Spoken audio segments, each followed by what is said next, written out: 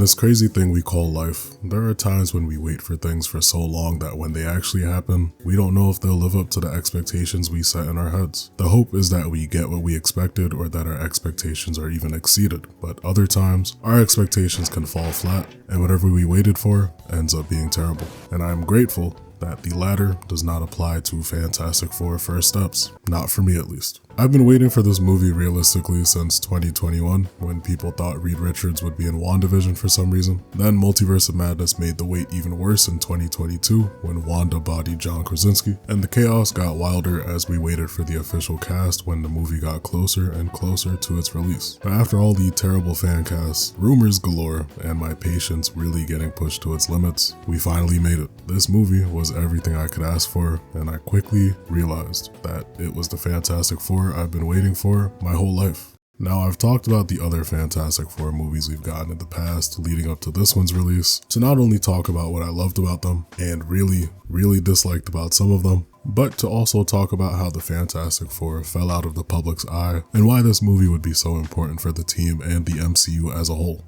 I recently watched a bit of the long-lost Roger Corman Fantastic Four of the 90s that never officially released, and I actually liked it a fair bit. It was extremely one-to-one with the comics, and the effects made me laugh a bit, but it was enjoyable. The 2000s duo of films was great for general audiences and a kid like me who barely knew anything about the team, serving as a pretty nice introduction to them that was surface level. Fant Four Stick, or 2015's Fantastic Four, was genuinely one of the worst movies I've ever seen, so I'm not gonna waste time talking about it again. I wanted to find something redeeming about this movie so bad, but it is genuinely a horrible watch. I felt better when I didn't know it existed, but those 2000s films really were foundational in me learning about the team, like they were for a lot of others, and instrumental in me falling in love with them as much as I did. However, as much as I love them and will still go back to them on occasion, it was important for me to release myself from the shackles of nostalgia if I really wanted to learn about what these characters were like when I wanted to get into the comics more, or be ready for this movie when it was time for it to come out. I wouldn't even be mad to see that version of the Four in the future, even though Johnny got killed off in Deadpool and Wolverine, but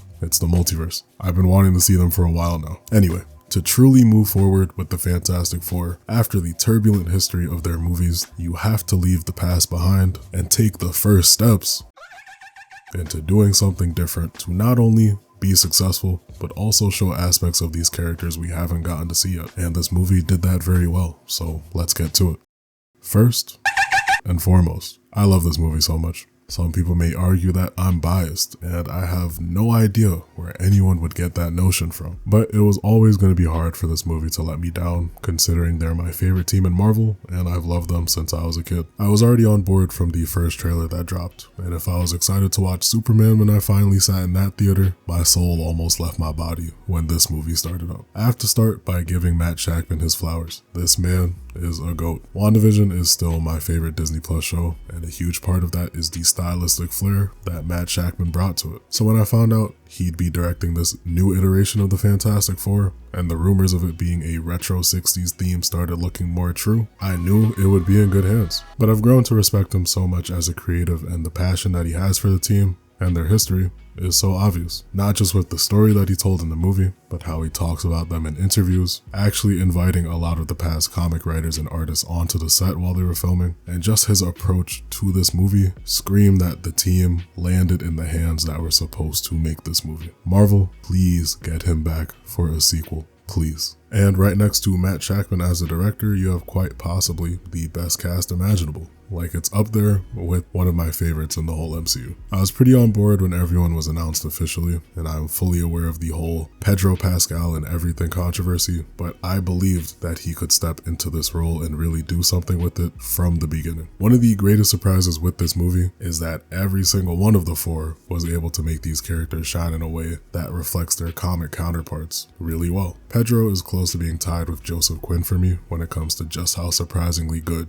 each of them were. When the movie first started, I was mentally like, yes, this is Pedro Pascal on my screen. But as the movie kept going along, he just sold me more. From the slight mannerisms to how he carried himself, this was the Reed Richards I was waiting to see in the MCU. So much of his dialogue felt like it was ripped straight out of the comics, especially that whole speech that he gave to Sue when they were in the middle of trying to figure out how to stop Galactus. And speaking of Sue, Vanessa Kirby stole the show a lot of the time and fully embodied Sue Storm. It actually made me really happy that she had such a good story within this whole thing. Ebon Moss-Bachrach to me is the definitive thing. Michael Chiklis has held it down for a solid 20 years, but the CGI was unmatched. I loved the accurate design too, and the personality he showed off just screams Ben Grimm. But out of the main four, Joseph Quinn easily surprised me the most. A lot of people have the same image of Johnny Storm in their heads. Cocky, hot-headed, ladies man who was a loose cannon, which is a result of the 2000s movies, just barely Michael B. Jordan's performance, and,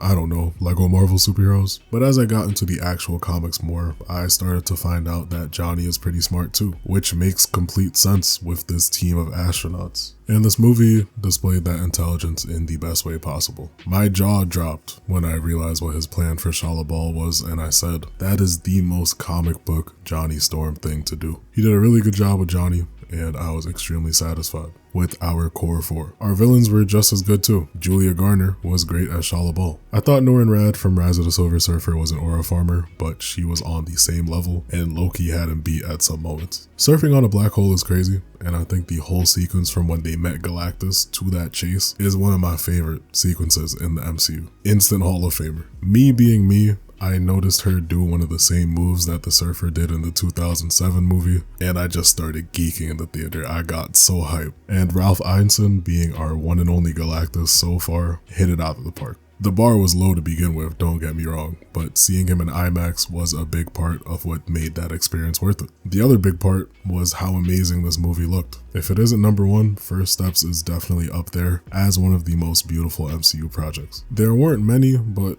there were like one or two shots where I was like, oh, that doesn't look great. But compared to some of the other stuff in recent years, even the bad stuff wasn't that bad. Based on the trailers, I was worried that the story was going to be pretty straightforward, but I was still interested in seeing how it played out and how it would end especially, and it was a very fun ride. The opening montage and really the first hour, I just couldn't stop smiling. My face genuinely started to hurt. The 60s aesthetic mixed with the team dynamic and facing a threat unlike anything they've ever seen before made this movie super refreshing, and that all came with it taking place on a different Earth. The stakes were present, and I pretty much got everything that I asked for in a new Fantastic Four movie. Above all, they put the family dynamic first, and I really felt like once you got that down, you could only go up from there. I thought introducing a character like Franklin was kind of crazy, but it really helped convey that family dynamic so much more and showed you just how much the four of them really do love each other and will do anything to back each other up. And based on that post-credit scene, my boy is going to be important, but we can talk about that later. Satisfaction is really the word that comes to mind when I think about how I felt during the movie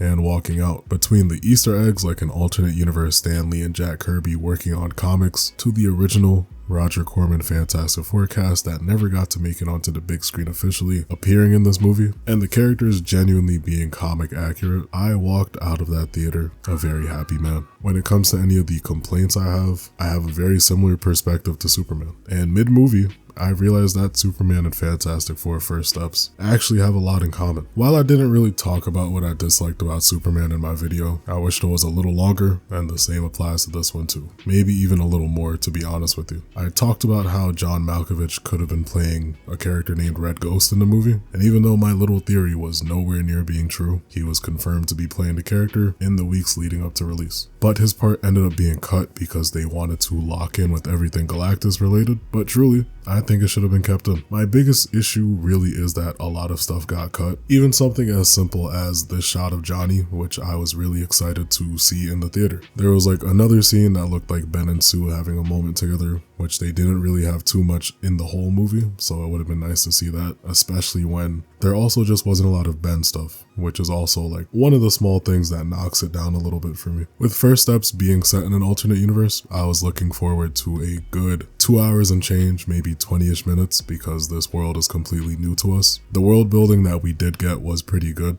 but I just wanted the full canvas to be available. And with someone as creative as Matt Shakman, I know he had a lot of ideas, but he isn't the problem, because unfortunately, he has higher ups to respond to before the movie gets shipped out. And I don't know what Kevin Feige or screen testers or whoever else had a say on the final cut decided didn't need to be there, but I wish it was left alone, and I think it only would have helped make the movie better. And maybe me wanting a longer movie comes down to me loving the team as much as I do, but I don't hide my bias at all. The Fantastic Four deserve the world. Some people wanted more action, some people didn't like Joseph Quinn's Johnny at all, or think that Reed got nerfed somehow, but that just goes back to the nostalgia bias I was talking about earlier. And it's kind of made me have this love-hate relationship with the 2000s movies that were pretty much untouchable to me for a good 20 years. But they're doing some damage to this movie because a lot of people hold that Fantastic Four as what they should really be like, when it's not. It's not a polar opposite like Fanforstic over there, but it isn't the closest to being like the comics like First Steps is. Just like Superman, when it's all said and done, this movie stands at a really strong 8.5 out of 10 for me when I walk away from it, and it can jump back up to a 9 when I remember the stuff that I really loved about it. The only thing missing was a Johnny rap sequence.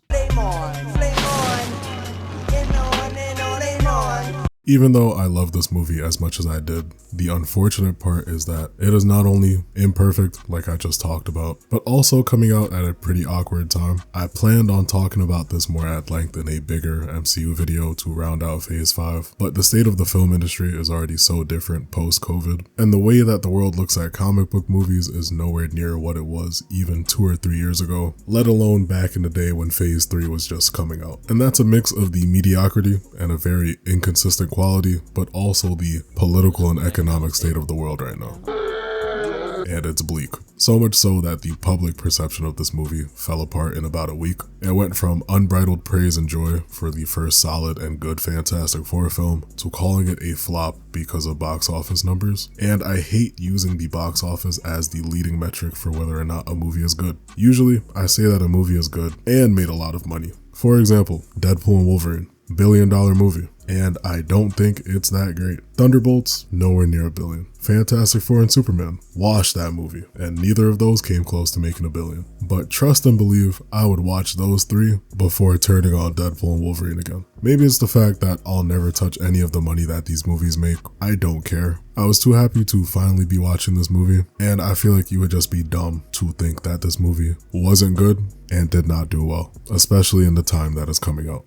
If the Thor and Captain America franchises have managed to churn out 4 movies, I'm gonna need about 14 Fantastic Fours. We know the team's gonna be in Doomsday and Secret Wars to follow that up, and even though the Mutant Saga is getting teased as the next big phase, I really don't want this team to disappear into the shadows again. There was a pretty big Fantastic Four-sized hole in my heart watching these movies up until now, and that's because they are Marvel's first family, and there's no reason for this family to not be one of the big faces in the whole franchise. Seeing their first entry into the MCU be executed this well makes me really excited for their future. Like I mentioned earlier, I'll be doing a longer video talking about Phase 5, Doomsday, and a bunch of other stuff in another State of the MCU kind of video. As always, thank you for watching, take care of yourselves, and have a good one. You be in Miami with your family, those your brothers, ayy. When we split apart, there's the love between our mothers, ayy. No, we ain't together, but whatever, I still fuck with you. Used to get the numbers, selling flights to get them dirty blues.